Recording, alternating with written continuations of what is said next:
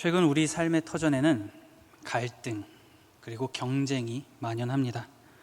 교육, 문화 그리고 사회 전반에 걸쳐서 이러한 양상이 점차 뚜렷하게 나타나고 있죠. 물론 그 어떤 부정적인 것 없이 평화를 이룩하고 평화를 손에 넣는 것 중요합니다. 하지만 이제는 이러한 것들이 단순한 현상이 아니라 하나의 구조적인 문제로 북상하기 시작했습니다. 그래서 이러한 문제는 사람들 사이의 충돌을 부추기기 시작을 했고 개인주의적 사고방식을 가지게 만들었습니다. 그렇게 되면 이런 움직임이 일어나는 것이죠. 너는 너, 나는 나. 이러한 식의 생각과 관계가 계속해서 마찰을 빚게 만듭니다. 그리고 상태가 점점 더 안 좋아지는 악순환의 고리에 빠져들게 되는 것이죠. 그리고 최종적으로는 사회적 연대감과 공동체성의 의식을 약화시킵니다. 더 이상 사람들은 서로의 고통을 이해한다거나 공감하려고 하지 않습니다. 그리고 자신만의 이익을 추구하는 경향이 굉장히 강해지죠. 이렇게 모든 사람이 각자의 이익만을 우선시하게 되는 그러한 일이 계속해서 발생하게 된다면 미래는 굉장히 우려스러울 것입니다. 재미있는 사실은 아까 전에 말씀드린 이 개인주의라고 하는 것의 본래 핵심은 스스로가 주체가 되어 행동하자라고 하는 굉장히 긍정적인 뜻을 가지고 있는 것이 개인주의입니다. 하지만 현재 나타나는 개인주의의 단적인 모습은 이렇게 표현할 수가 있습니다. 집단 문화에 대한 거부입니다. 함께 좋은 것을 누리기는 싫습니다. 그리고 자신만, 오직 나만 좋은 것을 받아 누리고 싶은 것이죠. 나 혼자 잘 될 수 있다면 무엇이 되었든 그 의지를 포기하고 싶지 않습니다. 나는 너희를 위해서 절대 조금이라도 일말의 손해를 보고 싶지 않으니 서로 각자 알아서 잘 살자, 이런 생각을 하게 되는 겁니다. 방금 말씀드린 이 손해라고 하는 단어 때문에 어떤 직접적인 피해를 생각하실 수도 있는데요. 이 손해는 이런 겁니다. 자신이 200원을 벌 수 있는 사람입니다. 그런데 공동체와 함께 모두 100원씩 벌 수 있는 상황이 발생하는 것이 싫은 거죠. 왜냐하면 나만 더 잘 벌 수 있는 상황이 있는데 공동체와 함께 함으로써 내가 벌 수 있는 금액이 그만큼 줄어듭니다. 그렇기 때문에 이 줄어든 금액만큼 이것이 나에게 불이익이 된다라고 사람들은 생각을 하는 겁니다. 그럴 수도 있습니다. 그럴 수도 있는데 이 과정 가운데에 자기 자신만의 뜻만 계속해서 내세웁니다. 그러면서 집단 내에서 교류하고 소통하는 것은 점차 뒷전으로 밀려나게 되는 거죠. 그래서 타인과의 관계가 굉장히 중요한 회사 혹은 학교, 이러한 곳에 소속되어 있음에도 불구하고 타인과 소통하고 교류하는 것을 거부합니다. 일전에 한 칼럼에서 읽었는데 자본주의가 기초가 되는 사회에서 그리고 동시에 높은 교육 수준이 요구되는 우리나라와 같은 환경에서는 개인주의가 필연적으로 발생한다라고 합니다. 그런데 여기서 오해하시면 안 되는 것이 있습니다. 그것이 무엇이냐면 제가 전에 말씀드린 자본주의, 높은 교육 수준 그리고 개인주의 같은 것을 제가 나쁘다, 이거 하면 안 된다, 부정한다, 이러한 의미는 아닙니다. 왜냐하면 이 모든 것들은 우리의 삶에서 좋은 겁니다. 좋습니다. 그러나 어떤 상황에 처해 있든지 사람이 살다 보면 문제는 발생합니다. 그렇기 때문에 이러한 현상들을 어떻게 극복할 것이냐라고 하는 것이 우리에게 중요한 것이죠. 우리는 이미 변질된 개인주의, 다시 말해서 이기주의가 팽배한 그러한 시대를 살아가고 있습니다. 그리고 사회가 직면한 문제, 이러한 현상들을 우리는 지금까지 함께 살피면서 직시하는 시간을 가졌습니다. 정리하자면 이렇게 정리를 할 수가 있을 것 같아요. 오늘날 우리가 사는 세상은 모이기보다는 파하여 각계 전투를 하고 이기주의가 깊게 뿌리를 내린 시대다라고 정리를 할 수가 있을 것 같습니다. 그러나 아무리 부정을 한다고 하더라도 개인은 사회, 즉 공동체에 소속되어서 살아갈 수밖에 없습니다. 그리고 어떤 방식으로든 이 공동체도 사람이 있어야지만 존재를 합니다. 그렇기 때문에 사람과 공동체, 이 둘은 뗄래야 뗄 수 없는 관계인 것이죠. 함께 가야만 합니다. 결국에는 모든 사람은 혼자 사는 것이 아니라 함께 살아가야 한다라고 하는 것을 우리가 볼 수가 있습니다. 그저 아무렇게나 혼합된 사람들끼리 모여서 사는 것이 아니라 서로 사랑하고 배려하고 헌신하는 그러한 진정한 공동체로서의 모습을 가진 채 말이죠. 그런데 하늘 아래 새 것이 없다고 성경은 마치 이 일이 생길 것을 미리 알기라도 한 듯 개인주의와 이기주의를 이겨낼 수 있는 공동체성을 가진 그리스도인이라고 하는 자들은 어떻게 살아갈 것인가, 어떻게 살 수 있는가, 그거에 대한 답을 오늘 보여줍니다. 방법을 제시하고 있습니다. 그래서 오늘의 말씀을 우리가 본보기 삼아서 앞으로의 이 세상 가운데에서, 이 땅에서 우리가 어떻게 살아가면 좋을지, 그리스도인으로서 무엇을 보여주고 무엇을 나타내야 하는지를 우리가 좀 보고자 합니다. 본문에서 사도 바울은 아덴에서의 사역을 마치고 고린도라고 하는 지역으로 넘어왔습니다. 제가 질문을 하나 좀 드리도록 하겠습니다. 방금 전에 고린도라고 하는 지역을 말씀을 드렸는데요, 성도 여러분, 고린도라고 했을 때 머릿속에 무엇이 떠오르시나요? 그렇죠? 여기가 어디냐? 라고 생각하실 겁니다.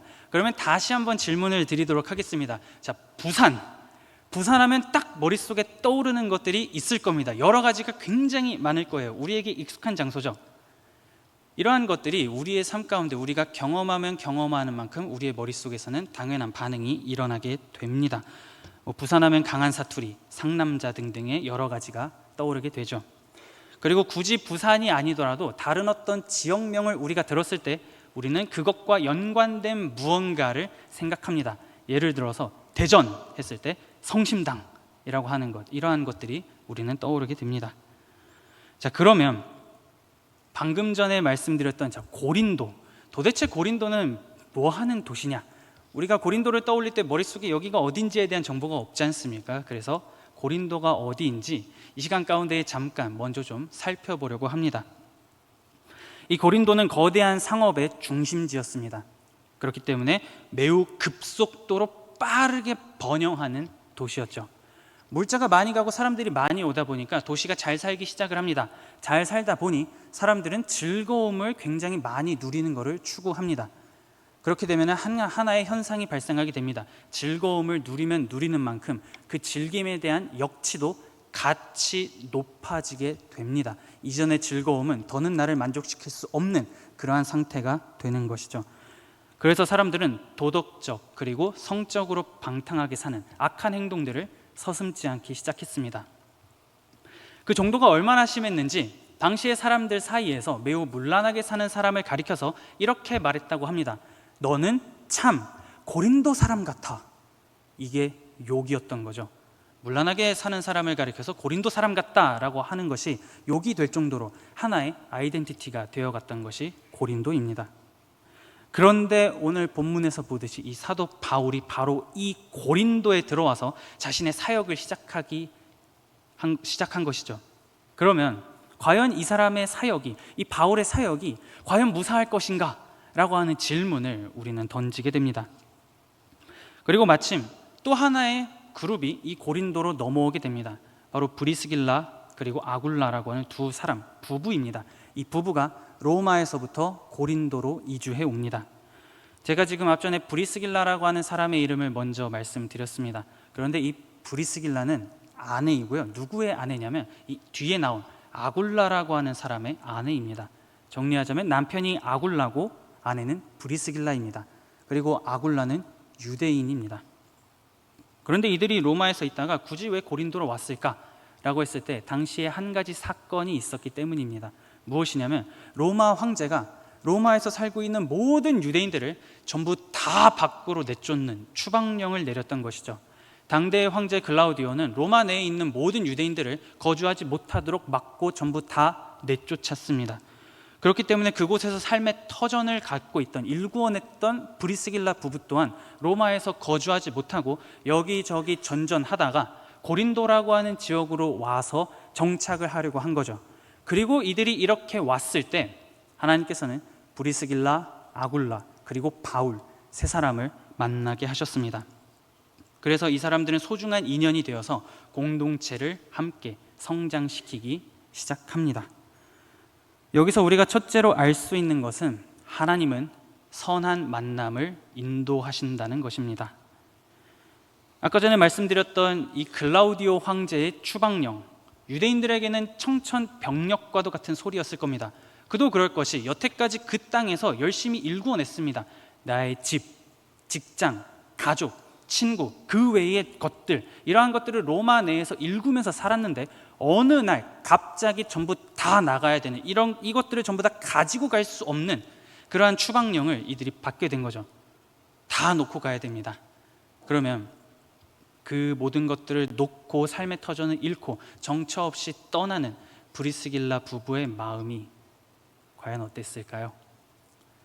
경제적으로나 심리적으로 이들은 굉장히 큰 타격을 받았을 것입니다. 앞으로 어디 가서 무엇을 가지고 삶을 살아야 하는가, 이런 생각을 했을 것입니다. 하지만 그렇다고 해서 내가 어떻게 해야 되냐라고 하면 앞으로 나아갈 수가 없습니다.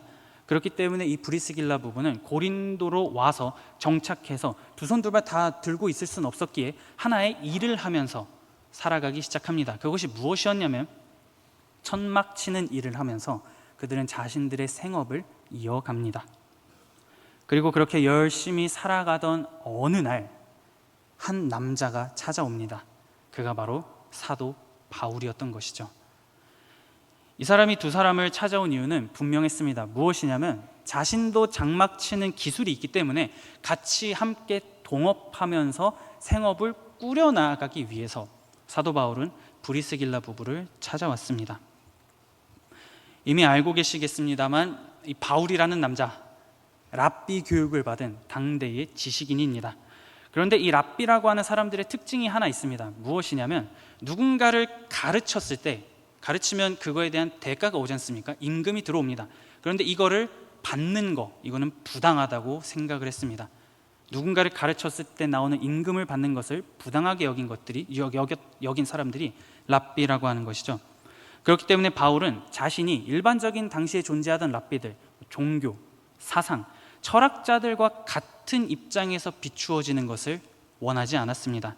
그리스도의 사도로서 그는 지금 자신의 역할을 너무나 충실히 감당하고 있었기 때문이죠. 이 부분에 대해서 다시 한 번 더 정확하게 말씀을 드리자면 이 시대에 랍비들 외에도 또 하나의 그룹이 있었습니다. 누구냐면 순회 사상가들입니다. 이 사람들은 이렇습니다. 이 도시 저 도시 돌아다닙니다. 계속 돌아다니면서 자신의 가르침, 자신이 깨달은 것들, 이걸 사람들에게 가르쳐 줍니다. 그리고선 돈을 받습니다. 돈을 받아서 자신의 생계를 유지해 나갔던 것이죠. 그러면 우리는 정리할 수 있습니다. 만약에 바울이 고린도나 기타 등등 다른 도시에 들어가서 사람들을 가르칩니다. 가르친 다음에 그들이 무언가 돈을 줍니다. 그래서 이걸 받는다라고 했을 때 이유야 어떻게 되었든 그 사람들의 시선에서는 순회 사상가와 다를 바 없다라고 생각하게 될 겁니다. 그가 유대인의 엘리트인 랍비이건 무엇이건 상관없습니다. 그저 그런 순회 사상가였구나라고 사람들이 생각했던 것이죠. 그렇기 때문에 바울은 사상가로서 사람들이 자기 자신을 인식하게 된다면 복음을 전할 때 걸림돌이 될 것이라고 생각했던 것 같습니다. 왜냐하면 복음과 세상의 가르침은 분명 다른 것이었기 때문이죠. 그래서 그는 남들을 가르치고 그거에 대한 대가로 돈을 받는 것이 아니라 오히려 자기가 생업 전선에 뛰어들어서 천막 치는 일을 하면서 자신의 생활비를 충당했던 겁니다. 앞서 말씀드렸다시피 이 사도 바울과 브리스길라 부부, 이 세 사람은 이제 함께 거하면서 장막 치는 일을 하며 주어진 일상을 살아갑니다. 그런데 한 가지 흥미로운 것은 지금 이 부부가 누구랑 있었냐면 사도 바울과 있었습니다. 그렇다면 성경이 이러한 얘기를 할 법합니다. 무엇이냐면 브리스길라 부부가 바울을 만난 후에 복음을 듣고 회심하였더라 라고 하는 구절이 있을 법한데 성경은 그거에 대해서 침묵합니다. 그러면 우리가 여기서 한 가지를 더 생각해 볼 수 있는 것이죠. 이미 브리스길라 부부는 로마를 떠나 고린도로 넘어올 때 그리스도가 누구인지 알고 있었고 복음이 무엇인지 알고 있었던 자들이었구나 라고 하는 것을 우리는 이러한 사건들을 통해서 확인을 해볼 수가 있습니다. 그래서 대다수의 신약학자들은 그들의 삶이 이랬을 것이라고 추측합니다. 무엇이냐면 낮에는 천막 치는 일을 하면서 자신의 생업을 꾸려 나아갑니다. 일을 해야죠. 그리고 밤이 되면 같이 함께 모여서 바울의 주도로 복음을 그리고 신앙교육을 받았을 것이다라고 추측을 합니다. 이렇게 브리스길라와 아굴라 부부는 바울을 통해서 신앙교육을 받으면서 자신들의 생각을 더욱더 정교하게 다듬고 확고하게 만들기 시작을 했습니다. 왜냐하면 이어지는 이야기를 한 가지 말씀을 드리려고 하는데요, 이거를 들으시면 정말로 밤에는 바울하고 신앙교육을 받았을 것 같아 라고 생각하실 겁니다. 무엇이냐면 이 고린도에 이어서 바울은 에베소라고 하는 도시로 넘어갑니다. 그때 혼자만 가는 게 아니고요, 브리스길라 부부도 바울과 함께 같이 넘어갑니다. 넘어가가지고 함께 또 사역을 합니다. 그렇게 열심히 사역을 하다가 어떠한 이유로 바울이 잠깐 에베소를 떠나는, 바울만 자리를 비우는 상황이 생깁니다. 그러면 그 도시에는 브리스길라 부부만 존재했던 것이죠. 그랬던 이 부부가 한 사람을 만나게 됩니다. 이집트 알렉산드리아라고 하는 곳에서 온 아볼로라고 하는 한 사람을 이 브리스길라 부부가 만납니다. 그렇게 해서 이런저런 대화를 좀 나눠보니까요, 이 아볼로라고 하는 사람이 예수님을 믿긴 믿습니다. 믿는데 뭔가 예수님에 대해서 조금 부족하게 알고 있었던 것이 이 부부에게 딱 보인 거죠. 그래서 그날로 이 브리스길라 부부는 아볼로를 자기 집으로 초대해서 복음이 무엇인지, 그리스도가 어떤 분이신지 다시 풀어서 설명해 주기 시작을 합니다. 왜냐하면 이 아볼로가 나중에 이렇게 브리스길라 부부가 풀어준 것들을 통해서 다시금 새롭게 변화된 모습들이 나타나기 때문이죠. 그렇기 때문에 이러한 상황들, 이러한 사건들을 종합해 보면 이 브리스길라 부부와 바울이 낮에는 생업으로 천막 치는 일을 했고 밤에는 같이 함께 모여서 바울의 주도로 신앙교육을 받았을 것이라고 우리는 추측을 해볼 수가 있는 겁니다. 이처럼 하나님께서는 바울과 브리스길라 부부 각 사람의 상황을 모두 사용하셔서 그들을 만나게 하셨습니다. 그리고 서로 함께 살아가게 하면서 교회 공동체를 조금씩 만들어가기 시작했던 것이죠. 저와 여러분이 두 번째로 살펴볼 것은 하나님은 사랑과 헌신으로 공동체를 성장시키신다라고 하는 겁니다. 바울은 자신의 편지에서 이렇게 함께 쭉 오랫동안 같이 생활한 브리스길라 부부를 3번 언급합니다. 각각 로마서 16장 3절에서 4절, 고린도전서 16장 19절, 그리고 디모데후서 4장 19절입니다. 굉장히 많은 편지에서 이 부부에 대해서 바울이 언급을 하죠. 그러면서 그는 이렇게 얘기합니다. 이들을 문안하라 라고 하면서 각 교회에 요청을 합니다. 그렇다라고 하는 것은 알아야 문안 인사를 할 수 있지 않습니까?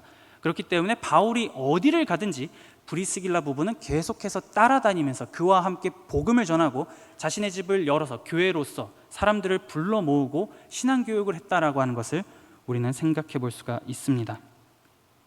이로써 그들의 집은 단순히 그저 먹고 자는 물리적인 공간을 넘어서서 복음을 기반으로 하는 공동체가 형성되고 신앙교육을 할 수 있는 그러한 장소로 탈바꿈했다라고 하는 것이죠. 이 브리스길라와 아굴라 두 사람은 아마도 계속해서 바울에게 신앙교육을 받았을 겁니다. 그리고 받았기 때문에 다시 가르쳐야죠. 사람들을 전도하고 불러서 자신들의 집으로 모이게 해서 복음이란 무엇인가, 예수님이란 어떤 분이신가, 이런 거에 대해서 끊임없이 가르쳤을 겁니다. 왜냐하면 아볼로라고 하는 사람을 이들이 변화시켰기 때문이죠. 그렇다라고 한다면 다른 누군가도 변할 수 있다라고 하는 자신감, 확신이 있었기에 그들은 사람들에게 복음을 전하면서 그리스도란 이런 분입니다 라고 하는 것을 증거하는 삶을 살았다라고 우리는 확신할 수 있습니다.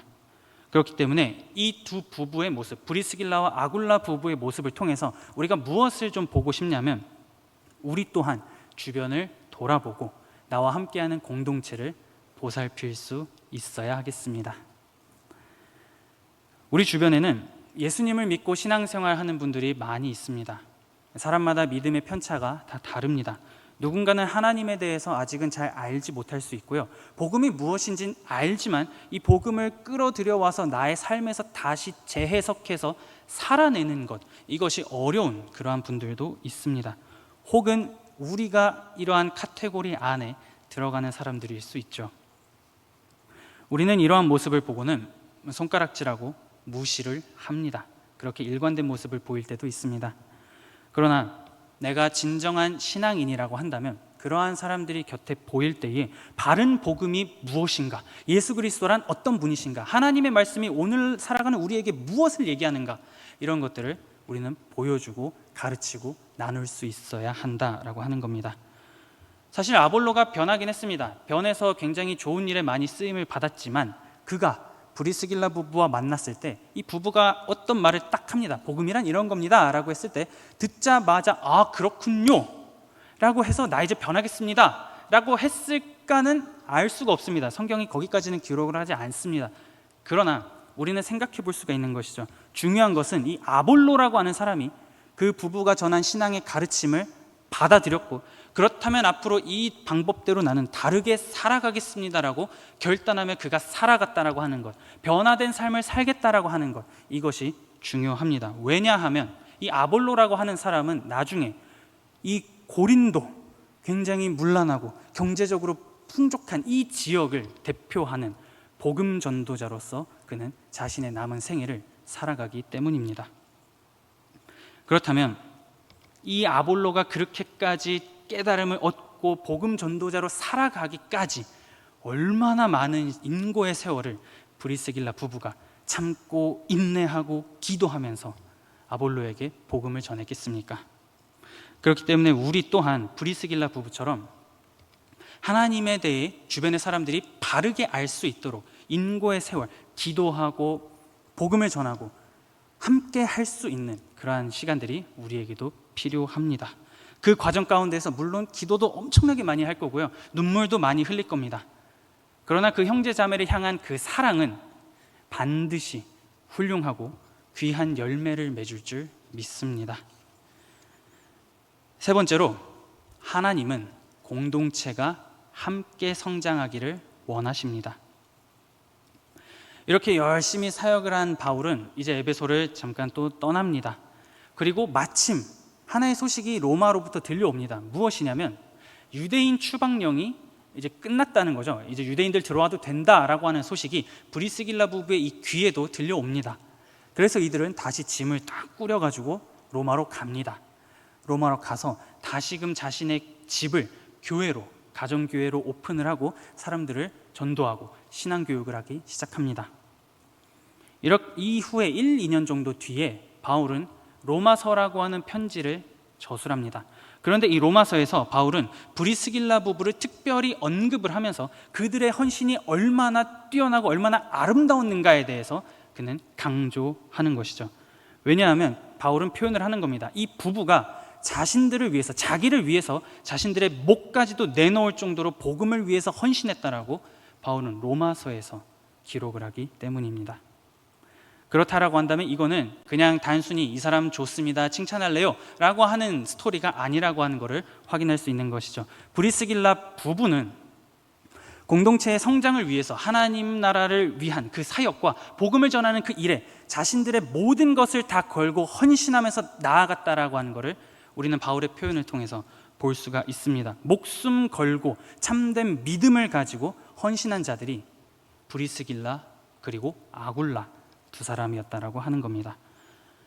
아마도 이들이 목을 내놓은 것이 무엇일까라고 추측을 할 때 에베소에서 이들이 복음을 전하면서 사역을 하다가 타종교의 경제에 좀 위협을 미친 사건이 있었습니다. 그래서 그것이 촉발되어서 폭동이 한번 일어난 적이 있는데 혹시 그것 때문일까? 이거 아닐까? 라고 많은 사람들이 추측을 합니다. 그때 정말 죽을 뻔했습니다. 그런데 바울은 그 어떤 사건도 언급하지 않습니다. 그저 목을 내놓았을 뿐이다 라고 말을 합니다.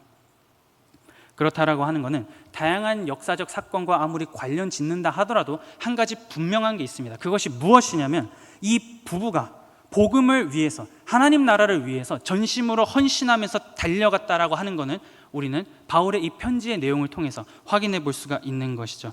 그들의 삶을 통해서 하나님의 사랑과 복음의 진정성이 무엇인가라고 하는 그 예를 오늘을 살아가는 우리들에게 바울은 보여주고 있습니다. 그래서 바울은 그 로마서 16장 4절 하반절에 이렇게 언급을 합니다.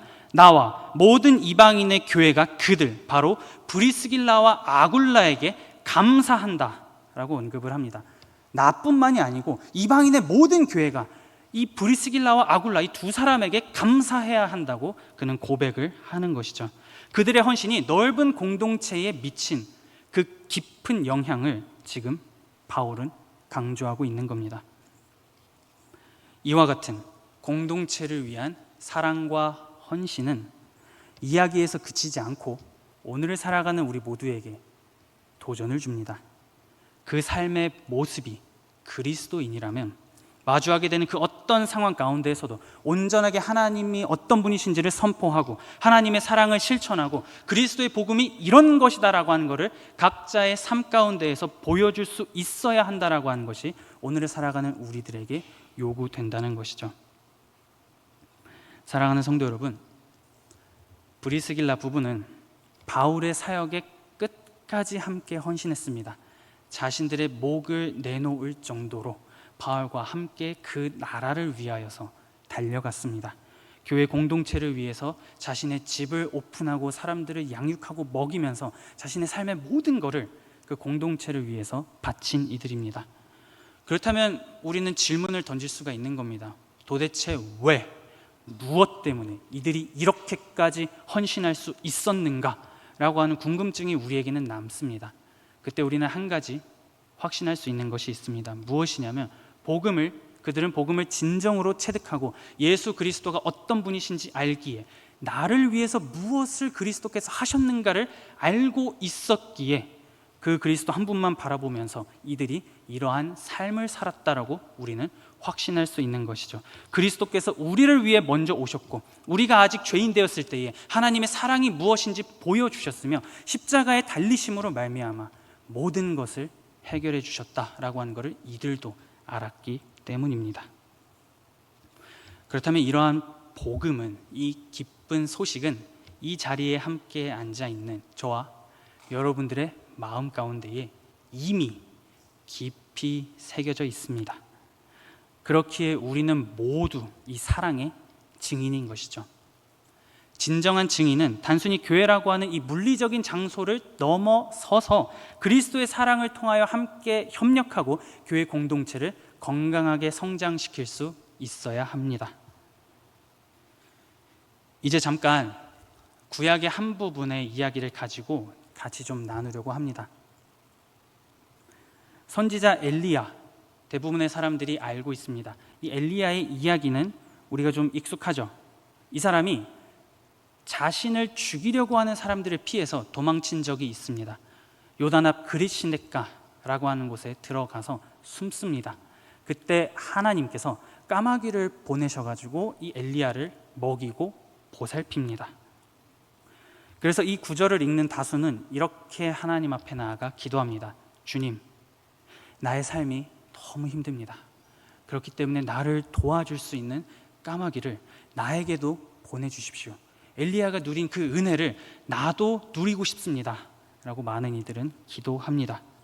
그런데 내가 다른 사람에게, 공동체에게 까마귀가 되어서 나아가겠다라고 하는 것까지는 잘 생각하지 않습니다.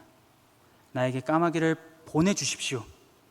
그 너머 내가 까마귀가 되어 그들에게 가겠습니다 까지는 가지 못하는 것이죠.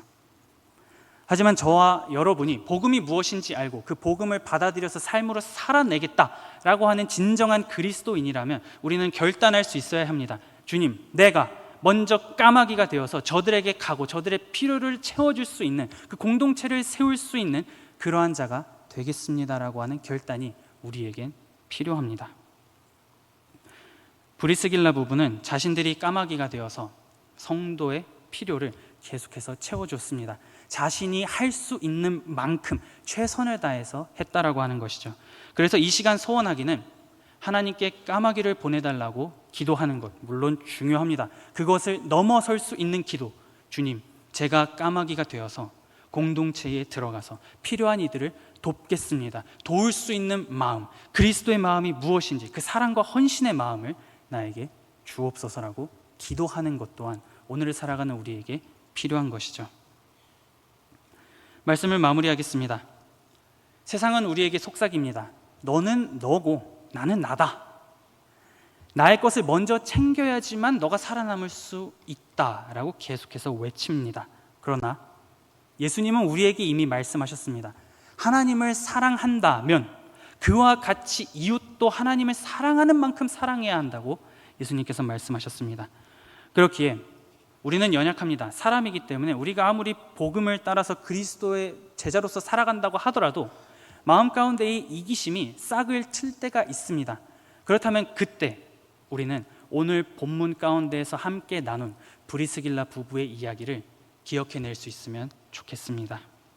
그리스도 예수의 증인된 신자, 그리스도인이라고 한다면 마땅히 교회 공동체를 위해서 사랑하고 헌신할 수 있어야 합니다. 성도가 서로 연합하여서 우리의 공동체성이 더욱 더 단단해질 수 있도록 말이죠. 그렇기에 주신 이 말씀을 기억하면서 우리의 삶 가운데에 진실로 예수 그리스도의 사랑을 전파하고 그 사랑을 삶으로 구현해낼 수 있는 공동체를 함께 섬김으로써 하나님 나라를 더욱더 건강하게 만들어갈 수 있는 저와 여러분이 될 수 있기를 이 시간 마음 다해 축복합니다.